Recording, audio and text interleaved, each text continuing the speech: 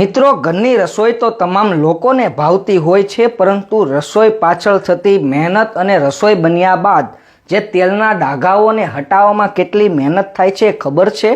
હવે આપણે તેનો અંદાજો તો ના લગાવી શકીએ, પરંતુ અમુક એવી વસ્તુ બનાવી કે જેની મદદથી ગૃહિણીઓને ખૂબ મદદગાર મળે। તો સૌથી પહેલાં દોસ્તો વિડીયોને શરૂ કરીએ તે પહેલાં કોમેન્ટ કરો કે તમે કઈ જગ્યાએથી વિડીયો જોઈ રહ્યા છો, તો અમે તમને સ્પેશિયલ થેન્ક્સ કહી શકીએ। અને દોસ્તો છેલ્લું સ્પેશિયલ થેન્ક્સ કાળુભાઈ એસ પટેલને નવસારીથી જાય છે। તો હવે દોસ્તો આપણે વિડીયોને શરૂ કરીએ તો તમારે 6 થી 7 જેટલા લીંબુના ટુકડાઓ લઈ લેવાના છે અને એની ઉપર સર્ફ એક્સેલ અથવા કપડાં ધોવાનો કોઈ પણ પાવડર લઈને તેને મિક્સરની અંદર નાખી દેવાના છે અને તેમાં થોડુંક એવું એટલે 500 મિલી જેટલું પાણી નાખીને મિક્સરની અંદર જોરદાર રીતે મિક્સ કરી લેવાનું છે। જી હા દોસ્તો, આજે અમે તમને એક એવી વસ્તુ બનાવવામાં મદદ કરવાના છીએ જે આપણા ઘરના રસોડાની અંદર કોઈ પણ ચીકણી ટાઇલ્સ હશે, તેલવાળી ટાઇલ્સ હશે તો તેને જોરદાર રીતે સેકન્ડોની અંદર સાફ કરી દેશે।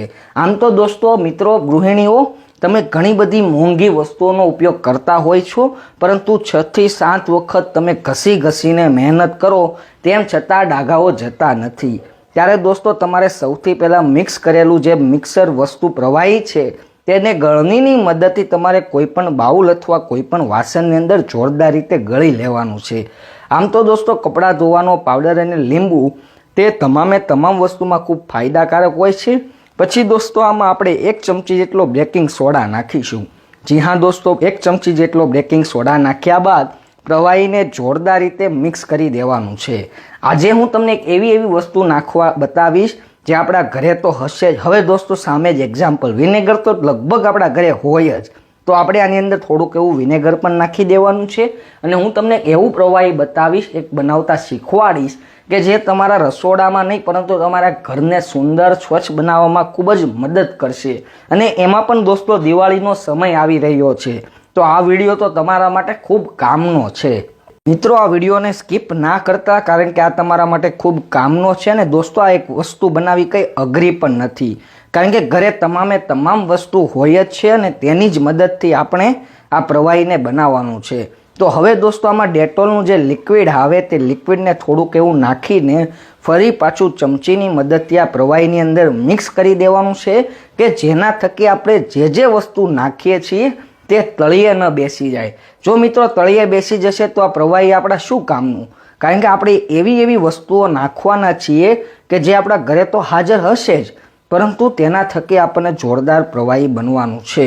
તો દોસ્તો હજુ પણ આપણે ડેટોલનું એક લિક્વિડ આવે છે તે પણ નાખી દઈશું અને પછી ફરી પાછા ચમચીની મદદથી મિક્સ કરવા લાગશું। જો દોસ્તો તમે આ વિડીયોને જોજો પૂરો અને પછી ઘરે ઉપયોગ કરજો, કારણ કે અમે તો આ વિડીયોમાં તમને લાઈવ પ્રૂફ પણ ટાઇલ્સ સાફ કરીને બતાવવાના છીએ। કારણ કે તમે બજારમાં લેવા જાઓ તો 300-400 રૂપિયાની મોંઘી વસ્તુ મળે અને તેમ છતાં તમે બધા જાણો છો કે ડાઘાઓ નથી જતા। તમારી બધાની કોમેન્ટમાં હતી જ તે કે આના માટે તમે કંઈક એવો ઉપાય બતાવો કે જેનાથી અમને ફાયદો મળી શકે। તો દોસ્તો એટલા માટે હું કંઈક એવું રિસર્ચ કરીને આવ્યો છું। તો હવે દોસ્તો તમારે બોટલ આવી પ્રેસવાળી હોય, મતલબમાં સ્પ્રેવાળી એવી બોટલ હોય તો તેમાં તમારે સંપૂર્ણ લિક્વિડને ભરી લેવાનું છે, કારણ કે હવે આપણું આ રામબાણ ઇલાજવાળું લિક્વિડ તૈયાર થઈ ગયું છે। લિક્વિડ ભલે દોસ્તો તૈયાર થઈ ગયું, પરંતુ આનો ફાયદો પણ જોતા જાઓ જેથી તમે ઘરે આનો જોરદાર રીતે ઉપયોગ કરી શકો।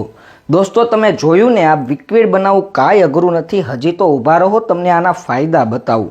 તો દોસ્તો જો તમારા ઘરે આવી સ્પ્રેવાળી બોટલ હોય તો ઠીક છે, નહીતર તમારી બોટલના ઢાંકણાની અંદર નાનું એવું કાણું પાડી દેવાનું।